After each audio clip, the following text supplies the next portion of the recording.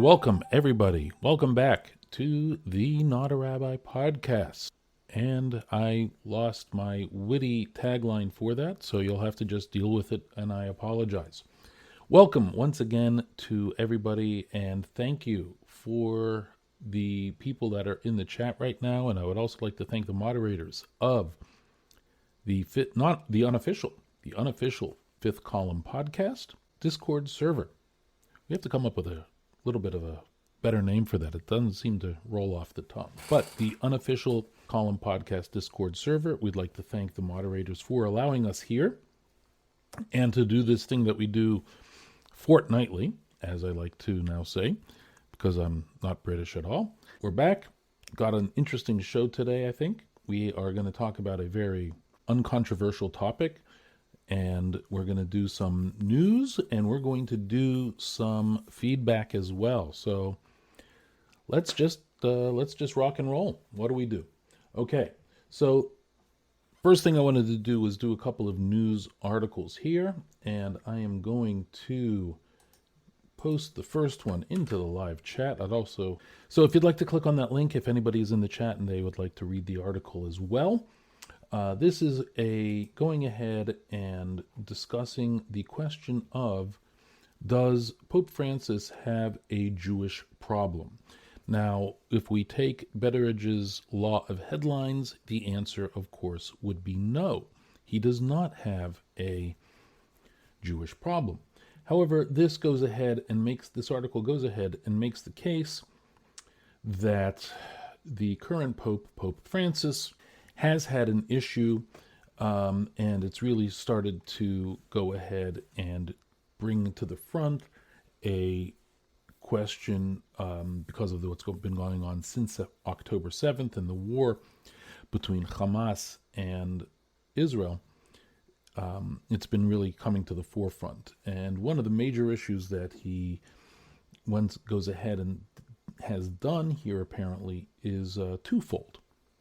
One is he delayed meeting with families of hostages that were taken on October 7th.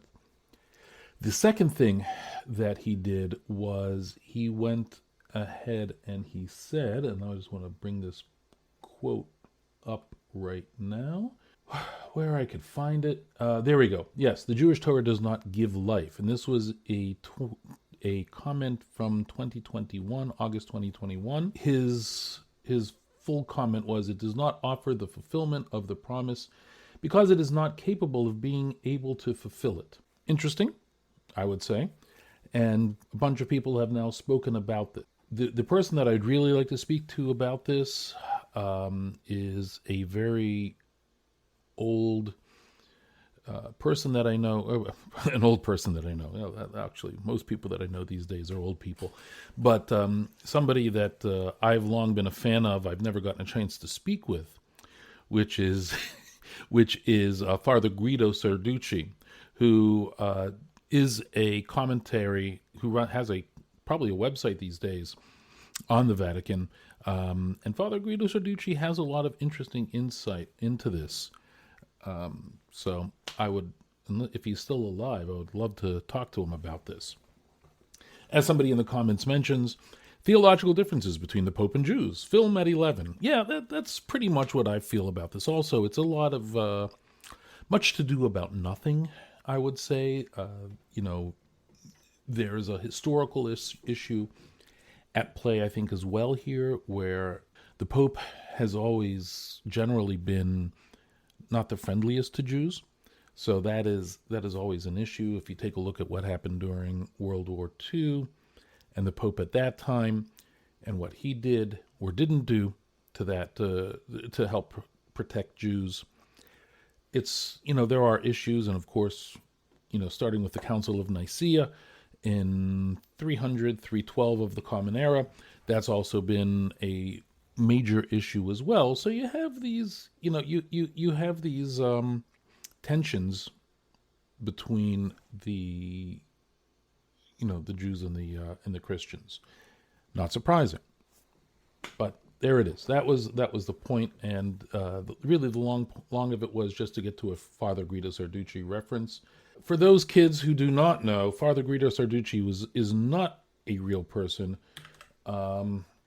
He is a comedian. He is a comedian. This was his alter ego, I guess you could say. And he was the man is Dan Novello, and he was the gossip columnist and rock critic for a Vatican newspaper. He's actually very funny. I enjoy him a lot. Maybe in the newsletter I'll post a YouTube video of one of my favorite routines that he did on Saturday Night Live. But that's about it. Any other comments about this? I don't think that there's many. There's lots of stuff to talk about with this. So with that, I think we'll go on to news article number 2. All right. So here's news article number 2. I'm going to post it into the chat right now.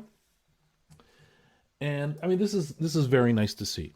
This is something that is very nice to see, where unfortunately it took a horrible attack on October 7th by Hamas and having 1,200 people killed, over 1,200 people killed, and having over 200 people taken as hostages, close to 250, I would say, to get to a closer number.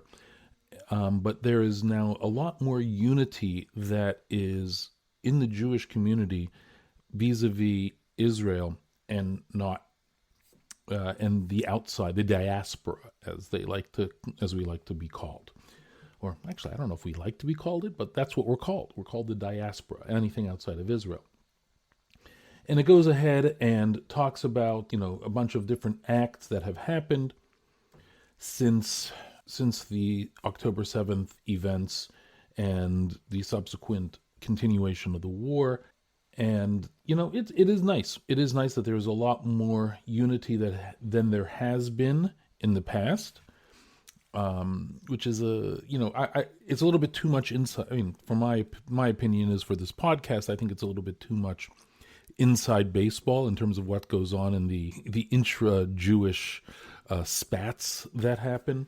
I'm actually probably going to be writing about some of this and what I would like to think I really would like to see going forward from this in the quote unquote newsletter section that I have, God willing, coming out on Wednesday. So, we're going to talk about this because I think that there are some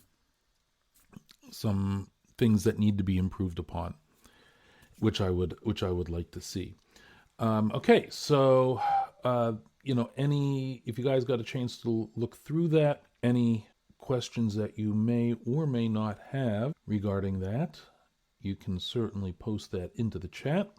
If anybody that's listening on the recorded version of this podcast and not the live version, if you have any questions, any comments, any feedback, feel free to use subscribe to the Substack page if you haven't already. B, make sure that you leave a comment on the podcast episode and we can have a discussion in there. I'd be more than happy to continue having the discussion going on in the comments. That would be great. Don't be shy. Don't hesitate. And don't hesitate to push back as well. I'm okay with being pushed back upon and questions, hard questions being asked. All right. So any questions here in the post? Not a lot. Okay. Are Orthodox Jews less likely to return to Israel compared to, say, Reform? Interesting question. I would say most probably they are most likely to return. I would say that the majority of people that, when you say return to Israel, are you talking about just going there for a vacation? Or are you talking about somebody that is looking to immigrate there and live there as an Israeli citizen? Those are questions. Immigrate. Okay. I would say, and I don't know this for sure, and other people probably know a lot more, but I would say that the majority of people looking to move to Israel are probably on the Orthodox spectrum than more than than the Reform spectrum or anything along those lines. That would be my estimation. I don't think that Reform really puts a major focus on the return to Israel specifically and immigrating there. So I don't think that it's there. And as we're going to discuss in a nice piece of foreshadowing here, although I don't know if it's necessarily foreshadowing if I'm talking about it, and maybe a professor could help me with that. Jews have always wanted to, live in Israel. There's another question going on here. What if you're secular and live in the U.S., Canada, much of Europe, etc.? Why leave? Why leave indeed? Now, this is a great question. Why would you want to leave? And people are going to have different reasons for it. And I'm going to be talking about this. I'd like to be talking about this in the main section of the podcast, but it's an excellent question. If you're secular and live in Argentina, maybe it's different, but live in Argentina and have a viable path to moving to a prosperous, relatively well-run, etc. country. Well, the relatively well-run part is a question, I would say, with regard to Israel sometimes. If you take a look at how many elections they had in a 2-year period, be that as it may, I guess we could say. Yes, I do know what you mean, exactly. No, I totally know what you mean, though. From now on, you will call me idiot, not you, Captain. I don't even get that reference. Oh, gosh. Spaceballs. You know what? I never watched the movie. One of the few Mel Brooks movies that I never watched. I know. This is an embarrassment, and I'm admitting it publicly today, so I can get in front of these rumors and innuendos that are happening. But I never did watch the movie Spaceballs. How can I tell you? I watched Young Frankenstein. I've watched Men in Tights. I've watched Blazing Saddles. More time than I can count. Those are my 3 big Mel Brooks movies right there. Blazing Saddles. Oh, well, History of the World Part 1 also. Sorry. Those are my 4 Mel Brooks movies right there. History of the World Part 1, Blazing Saddles, Young Frankenstein, and I forgot what the 4th one is, what I said. Okay. Regardless, I am a Mel Brooks fan. Oh, Robin Hood Men in Tights, which I wasn't such a fan of. I did like the Richard Lewis as the king bit. That was fun. But, okay. So, any other questions regarding these pieces of news? Okay, so let's get on to some feedback here. And the first bit of feedback that I have is something which the individual pushed back on me, which I'm grateful for. I always enjoy that. And they commented thusly. You basically dropped a white man's burden is good, actually. For those kids out there who do not know what white man's burden is, it is a piece by Rudyard Kipling talking about how colonialism and the British taking over in Africa is actually good, in essence, right? That's the TLDR version of it. And anyway, and left it at that. Separate but equal, especially at a tribal level, and when it's obvious that equal does nothing but guarantee that strife will occur. Doubly so when we are talking about faith-based systems. There are a couple of things that this individual, I believe, got incorrect. First off, and anybody, please correct me if I'm wrong, but I didn't think that I was really dropping anything near being a white man's burden, and therefore we need to civilize anybody, that the Jews need to civilize anybody. People understand what they want to understand. I can't do anything about that.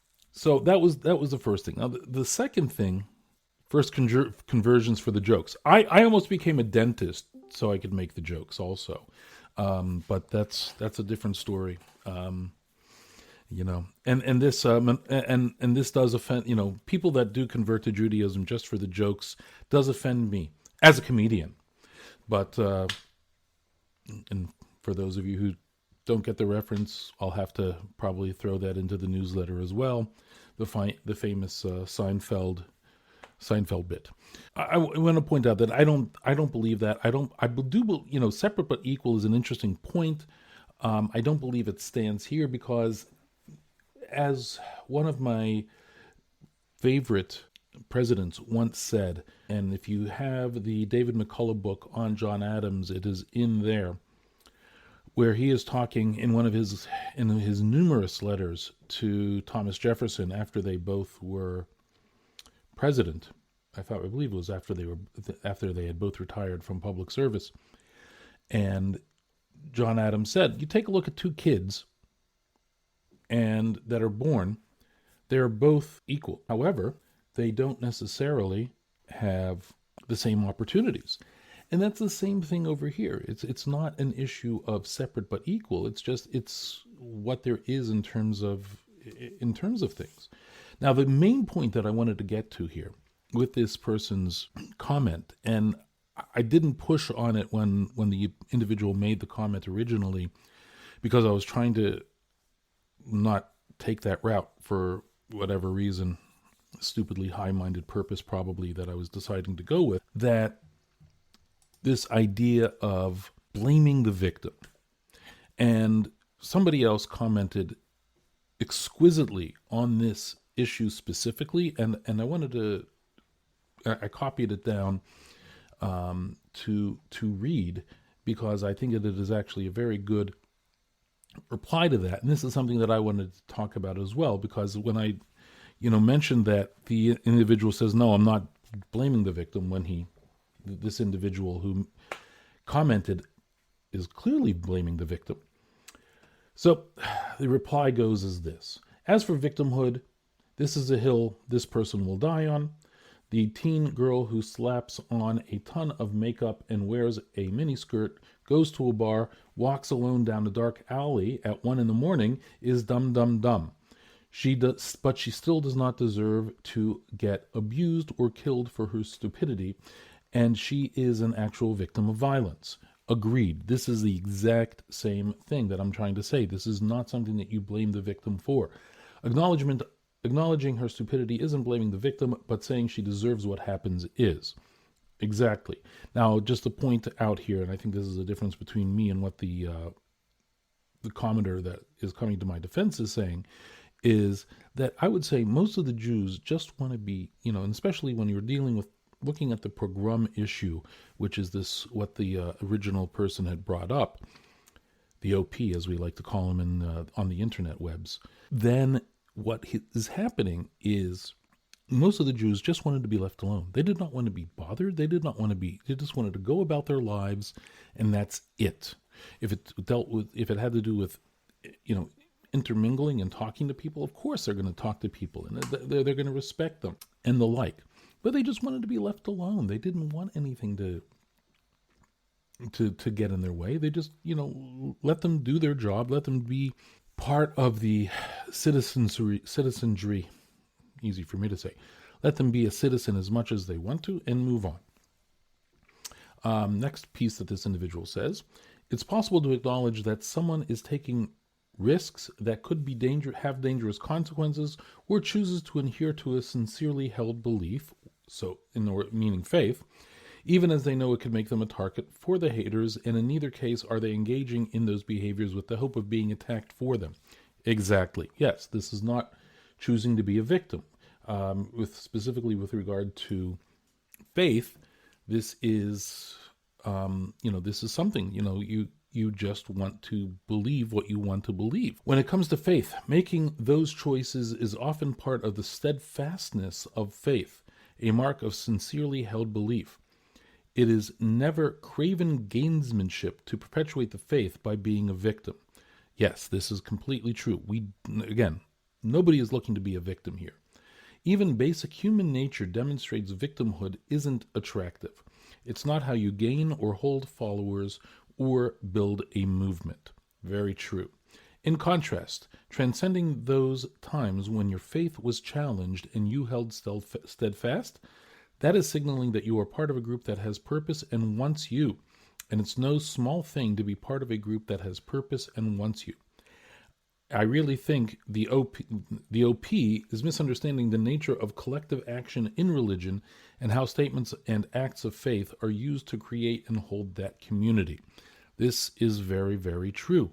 This is why there are a lot of communal acts that go on. This is why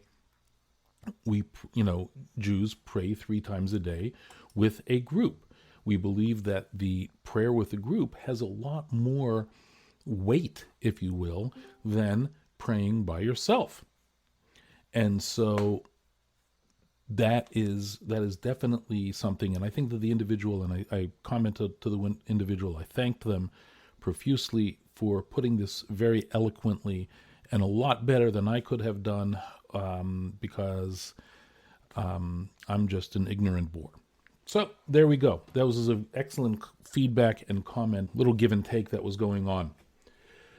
Finally, there was a comment, and this will hopefully lead us into our main discussion here, which is maybe you could put chosenness into perspective of Israel and the state of the Zionism movement. Excellent question, excellent point, and very, I don't believe that coincidences happen. I had decided to do this topic of Judaism and Zionism, and all of a sudden, said individual goes ahead and asks me this question. So, it's very serendipitous, I guess you could say, regarding that. And that brings us to the main topic that I wanted to talk about today, which is Judaism and Zionism. Is it chocolate and peanut butter, or could they be separate? This is a very interesting topic, and really, depending on who you speak with, you're going to get multiple different answers.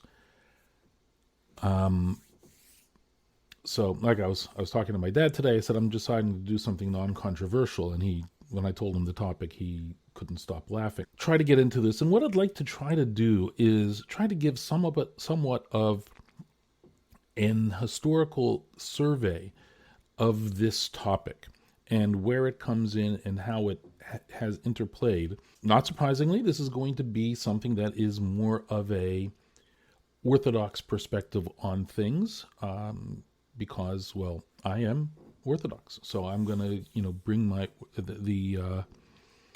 try to bring that position a little bit, and that's what I know more than anything else. With that in mind, we have to realize that the Jews had a Jewish commonwealth from about, I would say, I don't even remember what the years are, but it was a Jewish commonwealth for a very long time until the Romans took over, and they went ahead and eventually destroyed the temple in 70 of the Common Era. Jews had been kicked out from beforehand when Nebuchadnezzar had destroyed the first temple, and we were in exile for 70 years at that point. That was at the time of the prophet Jeremiah and Ezekiel and Isaiah, if I'm not mistaken, those three. But Jews have always wanted to move back to Israel, and there is this connection with the land itself. And we're going to let's put a pin in that, because I want to try to get back to that a little bit later and talk about that, because to me, that is an interesting crux of what's going on. Great rabbis have started out living outside of Israel, outside of the land, and have moved there. An example of that would be Nachmanides, who had his famous dispute in Barcelona with Pablo Cristiani, who was a Jewish person who had converted to Christianity and wanted to debate and thought it would be the best way to really get in. And in fact, Nachmanides argued so well in the debate that King James of Aragon said to him, "Never before have I seen somebody defend something so wrong defend it so well, or something along those lines. I forget the exact quote on that, but it was something along those lines. So he moved to Israel after that, mostly because he couldn't live in Barcelona anymore because of this issue.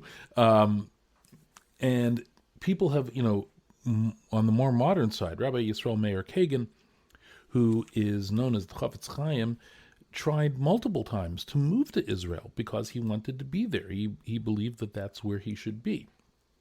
So there's always been this desire in terms of to be living in the land itself. Before I go any further, in the chat, any questions? Comes along this little thing called the Dreyfus trial and the Dreyfus affair, where Alfred Dreyfus was accused and tried and found guilty of selling information to the Germans that the French, and because of that, the French lost the Franco-Prussian War.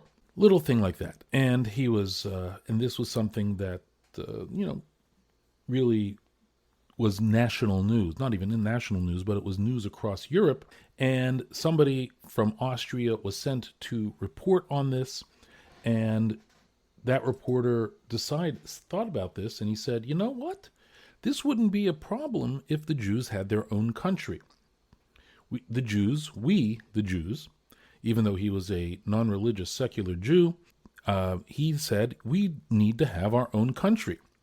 And thus began Theodor Herzl's really major push, and what he is known for is being the father, quote unquote, of modern Zionism, where he decided that the Jews need to have their own country. Now again, this is not something that was new, and I think that the idea had been there, but he's the one that he really, really, really pushed it. And a lot of they want, and the Zionists, a lot of them, specifically the non-religious ones who were Zionists, wanted a homeland. For them, it didn't matter if where the homeland was really. In fact, the British offered Uganda to the Zionists to make as their homeland, make the homeland of the Jews in Uganda. Idi Amin probably would not have been very happy about that. It was eventually turned down. Hopefully I'll get to that a little bit later. Now, what's interesting is once Herzl did this, there were religious Jews who believed and thought that this was a great idea to have a home country, to have a place that the Jews can call their own. And there were Jews, both religious and non-religious, who felt that the non-religious that it was didn't think it was a great idea, and that they were against the Zionist movement. And this goes to what somebody was commenting in the chat, which is, why would you want to move? Why would you want to move? What's the problem with what we got here? Why would we want to go anywhere else? This is something that, again, this was more of the way I understand it. This is more of the non-religious side of things. That's what they would that's what they felt. Maybe some religious people felt this way also. I don't know, but I would say. And so, what is the argument for Herzl, or against Herzl, I should say? I'm going to get. Good question. The question is on the chat. Was creating a Jewish homeland or state viewed as related to theology of the end times? Let's put a pin in that. Please, God, I will get to that point, because this is something that I wanted to discuss as well. Jews did not, surprisingly enough, not everybody agreed. I know it's hard to believe that the Jews did not agree on everything, but this is what happened, right? So some people, religious people, thought Herzl was doing a good thing. Some people believed Herzl was not doing a good thing. Some people believed, and the reason for that, to kind of close the circle here, is because they believed that the only time to really go to Israel and have the country again is because the Messiah is going to be coming. So, and we'll try to get into that a little bit later on. So we have these divergent groups. The World Zionist Congress was created with Herzl as its president, and there was a religious organization part of the World Zionist Congress, and there was a non-religious part. And surprisingly enough, they didn't see eye to eye either. And so you have this infighting that happened again within the Zionist Congress and within the Zionists themselves. Eventually, Britain did a couple of things. They did the Balfour Declaration. They did the White Paper, I think, some other stuff like that. And eventually, unfortunately, the Holocaust happened during World War II, and 6 million Jews were extinguished and murdered horribly in all sorts of ways.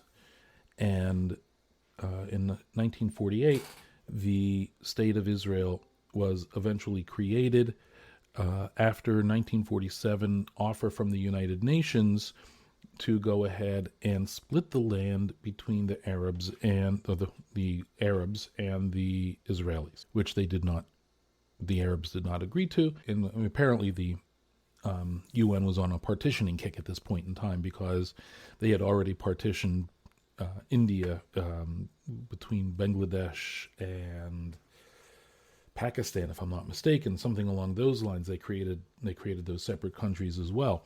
So they were on a partitioning kick, and they just went ahead and did this. Okay, so now Israel is the state of Israel. The modern state of Israel is created in 1948. Some people, let me just try to take a step back again. So there was a very influential rabbi in the Zionist, who was a very ardent Zionist. His name was Abraham Isaac Cook. And he actually believed that he believed that this was something that was the coming of Messiah. And he believed that even the non-religious had a role in creating all of this and having it be built up. He's a fascinating individual, and if you get a chance to read any of his stuff, it is extremely dense, extremely I have a hard time going through it myself, because to comprehend it is not where my mind is with his stuff. But he actually had developed friendships with non-religious Jews, which made people who were part of the older group, the OG immigrants to Israel, I guess you would call them, what in Hebrew is called the Yishuv HaYashan, the old settlement, and they did not like this idea at all, because these were all really devout religious Jews, and they did not like this idea of a non-religious people here. B, they did not like the idea of befriending them. But Rabbi Cook did this, and okay. So I wanted to point that out. And so we went ahead and we created this state was created. Rabbi Cook was the chief rabbi of the land of Palestine. He was not the chief rabbi of Israel. The first chief rabbi of Israel would go to Rabbi Herzog, who was an interesting individual in and of itself, probably for a totally different topic to discuss. Anyway, his son, Rabbi Cook's son, went ahead and followed up with a lot of the teachings that his father had. And then there were these, and within the Jewish world, within the religious world, there became sort of a three-way split. And that is that people believe that Israel is created, and this is the beginning of the redemption of the Messiah coming, whatever that means. I'm a very big rationalist when it comes to these types of things. So, but this is what they believe. There was one that believes, okay, well, the state of Israel is here. We got to deal with it as we can and as we should, because it's here. It's in existence. Let's work within the rules, and let's work within the organization, the government that has been set up. And then we have the third group, which says Israel should not exist. There is no idea that Israel should exist. And therefore, we do not want to have anything to do with it, and anybody that has anything to do with it and take money from this horrible, irreligious, awful government should, be spurned. These are the three groups that there are. So you really don't need to, and that's why I was saying it really depends on the, getting back to the state versus land issue. You could have a love for the land. You don't necessarily have a love for the country or the people, or the, government itself. I want to take the government. I don't want to say people, because I mean the government in this case. And to be fair, the government has done a lot of not nice things, specifically in the early going. They did a lot of not nice things to a lot of Jews, specifically the Yemenite Jews that immigrated to Israel because they were kicked out of Yemen.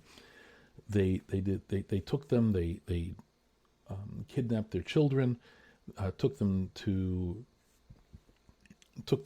non-religious kibbutzim, and went ahead and did, in essence, just brainwashed them in a lot of ways.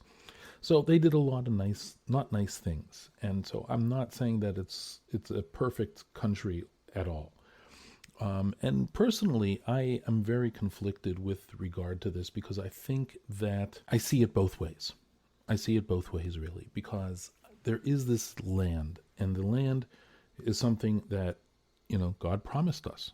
God said we're going to have the land of Israel. When do we get the land of Israel? I don't know. That's just slightly beyond my pay grade, I would say. But we are going to get it at some point in time, and we believe that. So what do you do with this country that is now there? That is the question. I say, look, it's there. You got to just be pragmatic about it. Follow the rules that are there. Do these things, Support the people. Support the land. You don't have to agree or disagree, and I still disagree with some of the things that the Israeli government does. Again, I try to stay out of Israeli politics altogether. I have a hard enough time with American politics. I don't want to get involved in the Israeli politics. But, just be pragmatic about it. That's my point of view on it. So any questions about that from the group? That's just a quick survey about Judaism and Zionism to a degree. And, if you guys have any questions in the chat, please feel free to ask them. What is a religious basis for being opposed to a state of Israel and Zionism, e.g. the Haredi? The Haredi are not necessarily believing this, right? It would be specific sects or specific groups of the Haredi that do believe this, and their reasonings are, I would say, varied, but they would really be brought down to the point of we are not allowed to take the land until the Messiah comes. That would be the religious basis for it. And since everybody here is non-religious and not good people, we cannot allow this to be part of it, and we cannot be part of this government or anything along those lines. And this is an idea that the Satmar Rebbe, the Satmar Rav, Rabbi Joel Teitelbaum, really espoused. And in fact, his book, I forgot the name of it, but he has a book, and this is one of the things that he talks about in this book, in addition to other issues such as talking modern Hebrew and other issues that would pertain to this. This is what he does. Any other questions? Hopefully that answered the question. All right, I'm glad that the question was answered. Here we go. Excellent question. So, all right, so comment here. Your recounting made me think of many persecuted religions coming to America, such as the Puritans, and just wondering about perhaps why America itself wasn't considered a refuge or something along those lines. well, if you read the Yiddish Policemen's Union, you know that Sitka, Alaska, in an alternate universe, was given to the Jews to move to. And if you haven't read the Yiddish Policemen's Union, I'd say it's a good book. Read it. I'm not a big Chabon fan, but it is a good book. But good question. So why wasn't it considered that? I would say that the reason that it wasn't considered at this point in time, in terms of the Zionist movement, is because it was already in existence. There was already people there. So unless the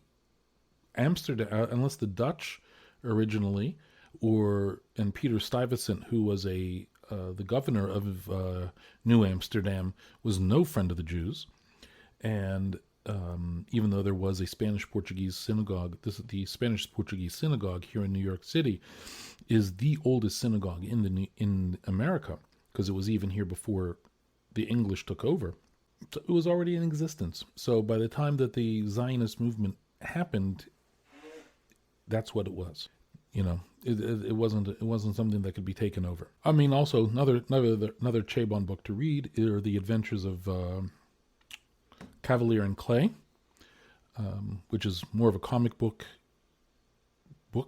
I guess you could say, in terms of two guys creating a Superman, if I'm not mistaken. I never read the book, though. Second admission that I'm making today. And it has a golem. Oh, okay. I didn't know that it has a golem as well. All right. Any other questions? So that was the show today. Once again, I would like to thank, and I forgot to do it at the beginning of the podcast again, bad me. I'd like to thank Logan for making the theme music for the intro. I would also like to thank the moderators of the unofficial Fifth Column podcast Discord server for allowing me on once again.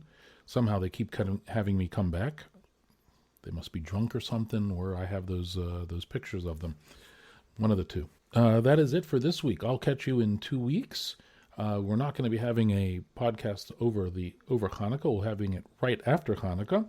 And we'll come with a new and exciting, uncontroversial episode. Probably. Maybe. I don't know. 1 second. Someone else is asking a question here, maybe. All right. Anyway, folks, thank you very much. I'm Aaron Benedict, and I am not a rabbi.